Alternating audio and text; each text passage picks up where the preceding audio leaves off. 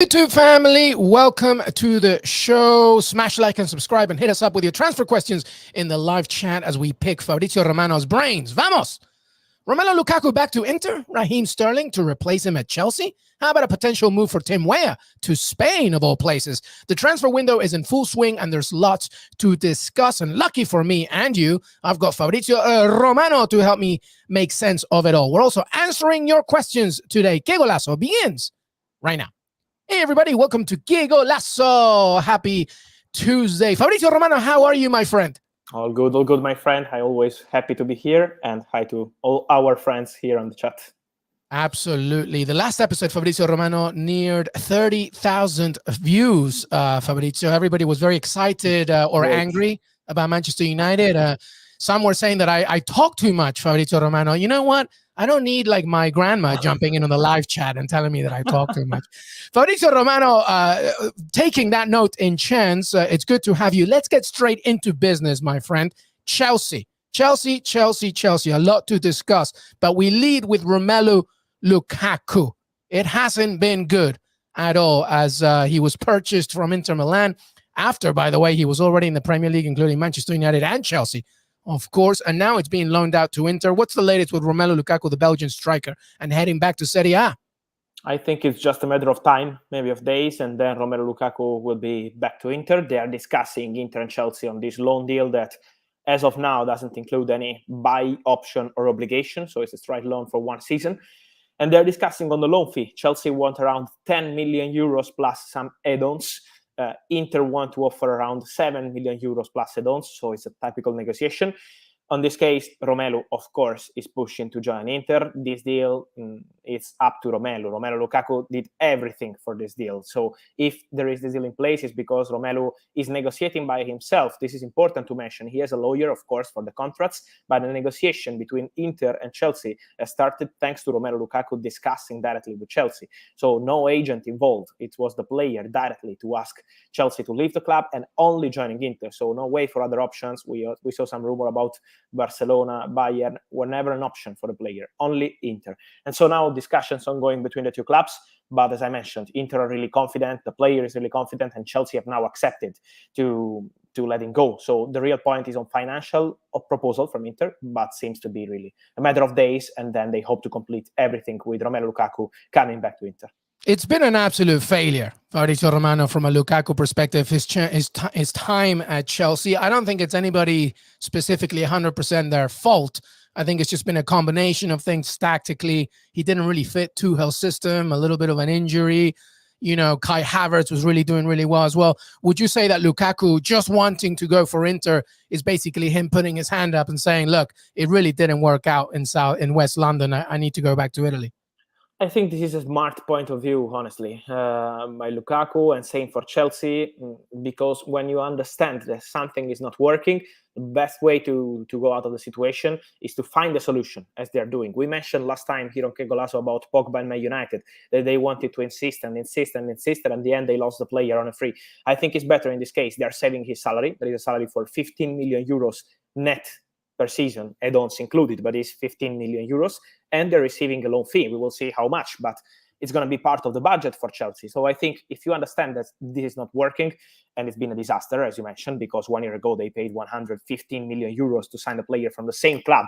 So it's a disaster, of course, but I think it's smart from Chelsea and Romelu Lukaku to try to find a solution, because Tuchel is not happy with him. He's not happy with Tuchel and with the system. It's not a personal problem, it's a tactical problem. And so I think this is the best solution for all parties involved. All right. Well, we got Rafa Cardenas, a loyal viewer of the show. Rafa, welcome to the show. We continue with Chelsea, Fabrizio. I've got 2 Chelsea questions, says Rafa. Does signing Sterling depend on Lukaku going to Inter? And in terms of, obviously the sporting director, Marina Granovskaia, and her departure. But let's begin with Raheem Sterling. Does the Lukaku exit depend on his possible introduction to the club? I won't say depend, but it's about more than about money or budget. It's about the timing they want to have. So now Chelsea are focusing on resolving this Lukaku issue, and then they will try and go back on the Raheem Sterling deal with Manchester City with a new proposal. So is not directly linked, but is something that could happen in the coming days or right after the Romelu Lukaku deal with Inter. But Chelsea want Raheem Sterling. He's top of the list. They approached some intermediaries to discuss with Manchester City with an opening proposal around 25 million, and Man City said absolutely no, they want way more than this, but Chelsea will be back. So he's a player who's in the list, and I'm sure that Chelsea will try again for Sterling. And about Marina Granovskaia, this is a big one for Chelsea because it's going to be part of this revolution. Todd Bowley is taking care of the negotiation. For example, in the case of Romelu Lukaku, he's having direct contacts with Inter board. He's taking care of everything. And so for Marina, it's over. For Marina, it's over. The expectation in the Chelsea board and around the club was for Marina to complete this transfer window and then maybe leave in September, in October. But the timing is going to change. She's going to leave in the coming hours or days. And so it's over between Marina and Chelsea. And we will see who will be the new director. At the moment, honestly, I don't know yet. There are many options. Todd Bowley is taking his time. As I mentioned, he's taking care of the negotiations. So he's not in a rush. He knows how important it is to pick the best director for Chelsea and for his project. So it will take some time, but he will go for it, of course. Yeah, Granovskaia, one of Roman Abramovich, probably his own untouchable executive at the club, and now she leaves. So a lot for Chelsea to discuss. Anything regarding Gaga Slonina? What's going on there? Yes, for Slonina now it's strange that this seems to be an unlucky deal, honestly, because in February, when they were on point to complete the deal and do everything with Chelsea, they had the sanctions. And so the situation was in total standby, and Real Madrid were trying to hijack the deal with the proposal. And now they were on point of sending an official bid. And with Marina Granovskaia leaving the club, maybe will take some time. We were expecting last week, honestly, this bid to be submitted. Maybe it will take some time, but I'm told that the plan is still the same on Chelsea side. They want to sign Slonina. They consider Slonina a player for the future. So let's wait for the official bid, 10 million euros. There's a lot going on with Chelsea right now, so it's a busy summer. So I presume Fabrizio Romano will keep us tabs on the London side. Let's go here to a USMNT perspective here, Fabrizio Romano. There's a question about one of my favorite USMNT players, Yunus Musah. Matt, thank you so much. Is there any truth to the reports of Fiorentina and their hunt for Yunus Musah? At the moment, is not something close or concrete from what I'm told, even because Fiorentina had some issues to resolve with their manager. Now, today, he's signing a new deal with Fiorentina. So today, they're going to have the first meeting where they will decide the real targets. But for example, I'm told of Luka Jovic on loan from Real Madrid as a serious possibility. Yep. I'm told of Dodo, Brazilian right back from Shakhtar, as a serious possibility. So they have some targets. And in this list, as of today, I have no news on Yunus Musah. But let's see, maybe in the coming days, it will change. But you do have some news on another USMNT star, I believe, Fabrizio Romano, Timothy Weah. What's going on there? Yes, because we had many rumors about Valencia and this boy with Gennaro Gattuso looking for a striker, a talented striker. He did a pretty good job with some talents at AC Milan in the past, and same with Napoli. So looking for a talented striker for his Valencia. But at the moment, the answer I'm getting from Lille's side is that they don't have an intention to sell Weah this summer. It's not going to be an easy negotiation, and I'm convinced that Lille will fight to keep the player, even because they're going to sell many important players. Let's mention Renato Sanchez with Paris Saint-Germain now trying after a long negotiation with AC Milan. With Botman, it's AC Milan and Newcastle in the race. So they're going to lose many players this summer. Let's see what happens with Jonathan David. Is a name that I would keep an eye on till the end of the market, because now seems to be quiet, but many top clubs have always been exploring this possibility. So I don't see them selling so many players, and so it's through the interest of Valencia, but at the moment, not an easy deal. All right, but there is interest for Tim Weah, so we have to keep our eyes on that one. All right, well, I'll tell you where there is a lot of interest, Fabrizio Romano. I've kind of been seeing it almost every hour, and I'm sure that you're getting tired of it, but you do have some updates as well regarding, first of all, Barcelona's intention to, the focus was a lot on Rafinha, but here Adam is asking, is Barcelona talking with Bernardo Silva? We know that Xavi likes him, Fabrizio Romano, but there was because Barcelona and Man City are going to play each other in a charity event towards the end of the summer. Pep Guardiola was there back at Barcelona. Joan Laporta made the joke of saying, Bernardo Silva, is he going to be there? And Pep Guardiola was like, he's going to be there, and the other 10 as well. What's the latest with Bernardo Silva and his potential exit of Manchester City and maybe even Barcelona? Oh, let me clarify that it's not a direct negotiation yet, club by club. So they are not saying we want to offer 80 and we want 95. It's not at this point yet. I say yet because, as you mentioned, Xavi is obsessive with Bernardo Silva, is in love with Bernardo Silva. Bernardo is open to potential move this summer. So there is a good potential for this deal between Barcelona and Manchester City, but it's not a direct negotiation with a fee, with a proposal or something like that as of today. The negotiation is between Barcelona and Jorge Mendes. We know that the relationship between Mendes and Laporta is fantastic. They had a meeting a few days ago and they discussed in that meeting not of Joao Felix, not Rafa Leao, but only Bernardo Silva as priority for Barcelona. But it's really important to understand what happens with Frenkie de Jong, because if Bernardo Silva has a chance to join Barcelona this summer, it's because they will be able to sell Frenkie de Jong to Manchester United. And this is still in negotiation. So it's a domino, but makes no sense at the moment for Barcelona to negotiate with Man City. They are in good relationship with his agent, with Jorge Mendes, and they are preparing in case they will sell Frenkie de Jong to Man United. So it's a domino, but it's still June. Let's remind that it's still June, so it will take time. But for sure, Bernardo is top of the list for Xavi as a midfielder. Yeah, no, it is still June, but the season does begin August 6th, so I think teams are probably hurrying a little bit more. What about Rafinha? Because you've been updating on that. Leeds, because they're still in the Premier League, they have the playing power here, but is Barcelona getting closer to that? What's going on there? Yes, for Rafinha, at the moment, the situation is really crazy. Let me say, one of the craziest deal of the summer, because Barcelona, as we said many times here, they have an agreement with him, with Rafinha, with his agent Deco. It was end of February, beginning of March. So Rafinha said yes to Barcelona on the contract. But Barcelona have no agreement with Leeds as of today. So they have to be fast if they want to sign Rafinha, because when they read on Leeds' side that Barcelona are prepared to offer 40 million or something like that, they say that it's almost impossible that they will go to accept that kind of proposal. 40 million is not the price of Rafinha. They want around 65, 70 million euros for Rafinha this summer. Why? Because many clubs are on it, not only Barcelona now.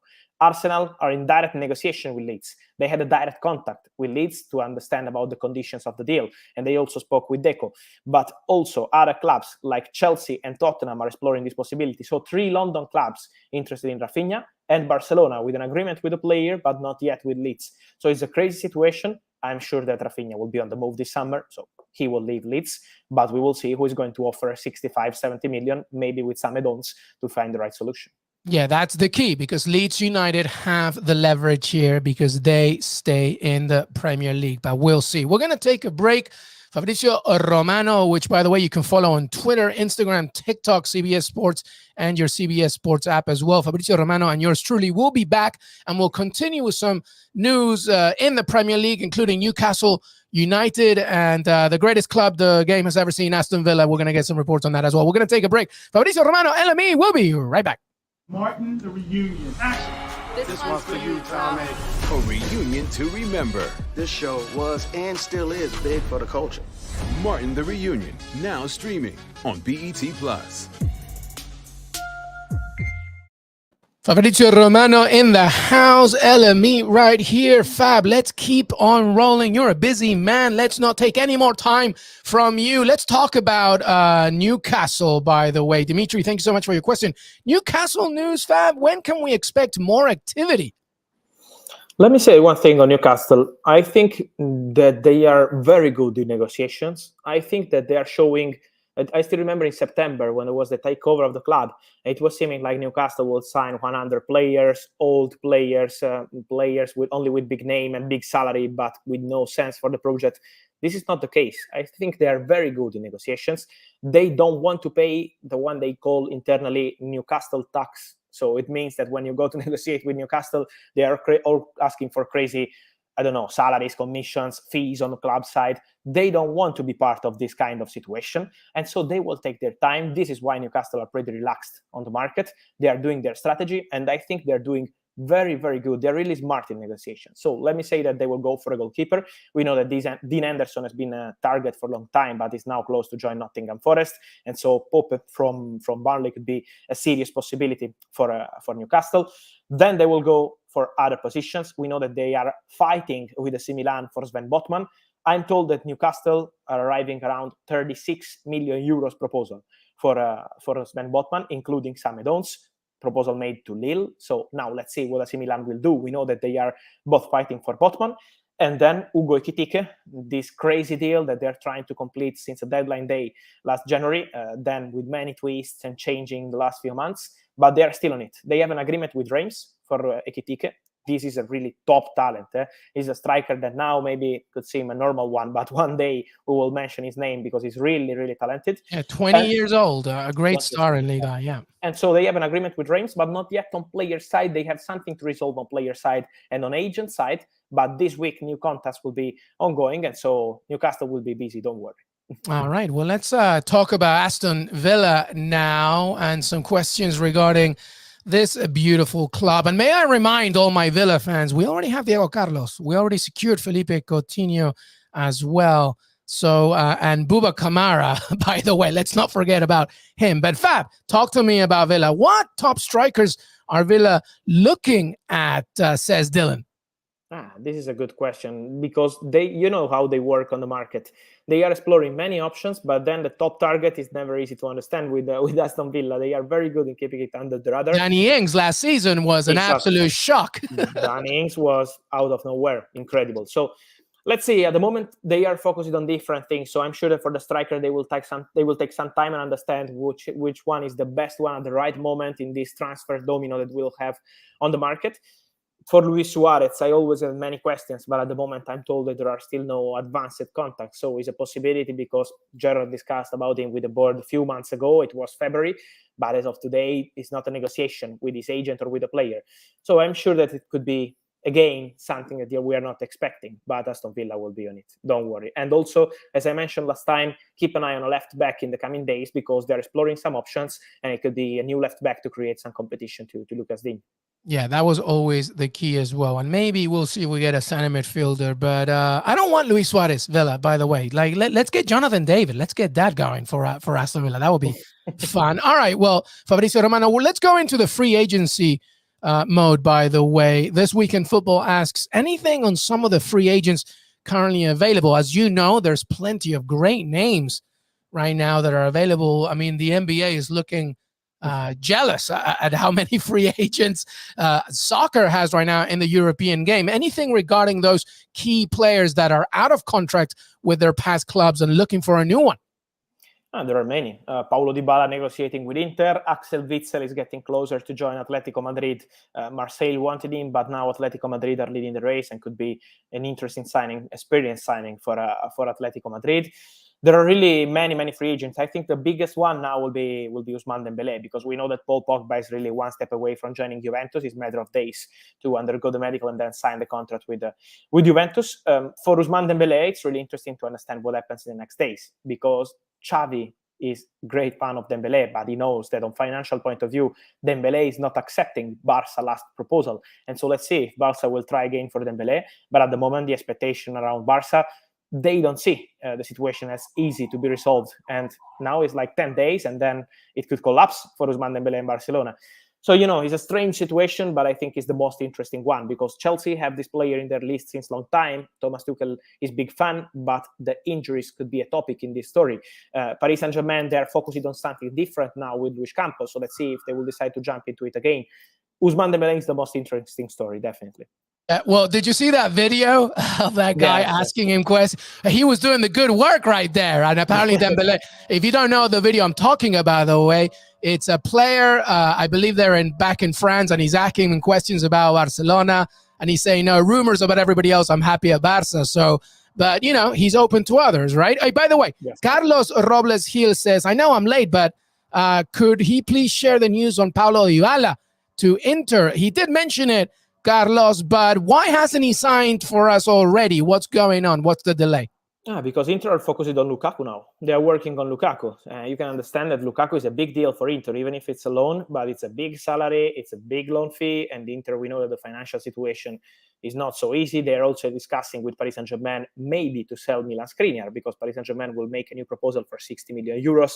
So they are busy with many things, and they are still discussing with Paulo Dybala. So there is a negotiation between Inter and Paulo Dybala.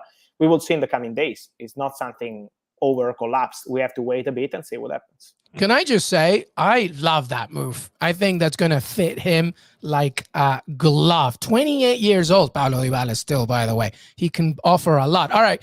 Well, we did a lot of Manchester United last week, Fab, but we do have a Man U question, Des Norris, if you have the post. Here we go. Alex, United news, Fab. Any United news? And Alex, remember, please, the magic word. What's the United news, buddy? I think United news is the most asked question of my life. So I miss it. And I would say that this week is really important for Frankie de Jong. They are really, really keen on this Frankie de Jong deal. They're focused on this Frankie de Jong deal. So it's true that Anthony, the other name that David is mentioning here in the questions, of course, is a name that they discussed internally, is an option. Of course, it's not an easy negotiation because Ajax will sell Anthony only in case they will receive a really huge proposal. So it's not going to be an easy one. Is there any interest on that, by the way, Fab? Because I'm a huge fan of Anthony. I'm actually surprised he doesn't take more headlines. Any big interest from him? Yes, absolutely. Many top clubs are exploring this move. But Manchester United with Ten Hag, of course, they are discussing internally his name and it could be an option. But it's still not a direct negotiation even with his agent. So we have to wait a bit on this Anthony story. But for Frankie de Jong, this is an important week. Man United are expected to make a new official proposal, to submit a new official proposal. Let's see what Barcelona will answer, because Barcelona wants 85 million euros. I'm told that even in the last 24, 48 hours of contacts between the two clubs, Barca were really clear with Man United. We want 85 million, not less than 85 million. So let's see what will be the proposal from Manchester United. But this week could be important to understand more on Frankie deal.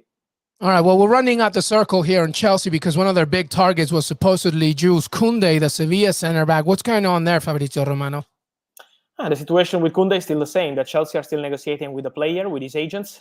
As I mentioned, with this Marina change, timing for Chelsea is not easy because Marina was taking care of this Kounde negotiation since last summer when Kounde was really one step away from joining Chelsea, and then it didn't happen because of Sevilla decision with the director Bonchi. They decided to turn down the proposal in the last week of the transfer market.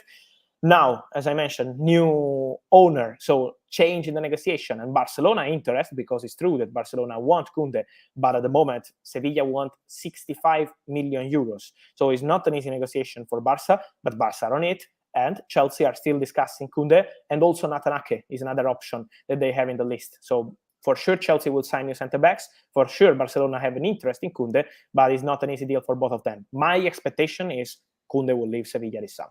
Yeah, I mean, he is definitely worth that money. All right, Arsenal questions, because Arsenal fans are always here. Thank you so much, Gunners. We got you covered. Des Norris brings it up, and I'm the only one whose question hasn't answered yet. Haha, no, trust me, you're not. We have a million questions, all right? So you can stop right there. Lisandro Martinez, to Arsenal news, is the player keen on the move? I ask him for a price. So what's going on with Lisandro Martinez, Fab? No, it's true that Arsenal are absolutely interested. They approached Ajax with a potential proposal of 30 million, but for Ajax it's not enough. Absolutely. They want maybe 45, 50 million for Lisandro. And so it's still early stages. It's also true that Erik ten Hag mentioned his name internally in Manchester United. So it's an open race for Lisandro. But as I mentioned for Anthony, I don't expect Ajax to sell so and so many players. They already lost Mazraoui, Gravenberch, Aller soon. So many players are leaving the club. And so my expectation is they will ask for an important fee, as I mentioned, and it's not going to be an easy negotiation. But for sure, Lisandro is top of the list as centre-back at Arsenal. Yeah, 24-year-old Argentinian, a very, very good player. Let me say that Arsenal are focused, as I said, for Man United, for the young priority. Arsenal priority is Gabriel Jesus. They want and how's that going? They are working on it. They're pushing on this deal. And so now the focus is on Gabriel Jesus after Fabio Vieira. This is an important signing. 40 million euros. It will be official soon. So it's an important one. Let's remind of Fabio Vieira because it's a really important signing.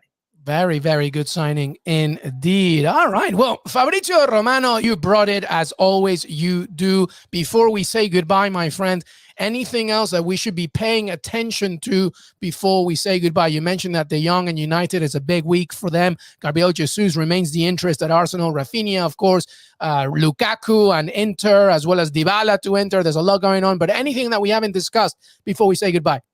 I want to keep the name of Cucurella for Manchester City because it's going a bit quiet on the news, but from what I'm told, Manchester City are still keen on Cucurella, and the two main targets are Cucurella as left back and Calvin Phillips as midfielder. So for both players, Manchester City will be on it in the coming days and weeks, and so let's remind these two names because, okay, they signed Erling Haaland, they will have Julian Alvarez, so two fantastic signings, but it's not over for Man City, absolutely. Does that mean a Zinchenko exit? Yes, it's possible. With Everton interested, but it depends on the proposal, because Man City are not giving the players for free or for small fees. They want important fees as they have fantastic players. So it depends on the fee, but Everton are interested, and I see Zinchenko with good chances of leaving the club this summer. All right, so much action to discuss. Fabrizio Romano, make sure to follow him on Twitter, Instagram, TikTok, CBS Sports, and your CBS Sports app. He's always, every week, with some great information for CBS, and of course, all his Here We Go content and much, much more. Fab, thank you so much, brother. Have a fantastic rest of your week. Thank you, my friend, as always. Have a fantastic week, you too, and see you soon here on Qué Golazo.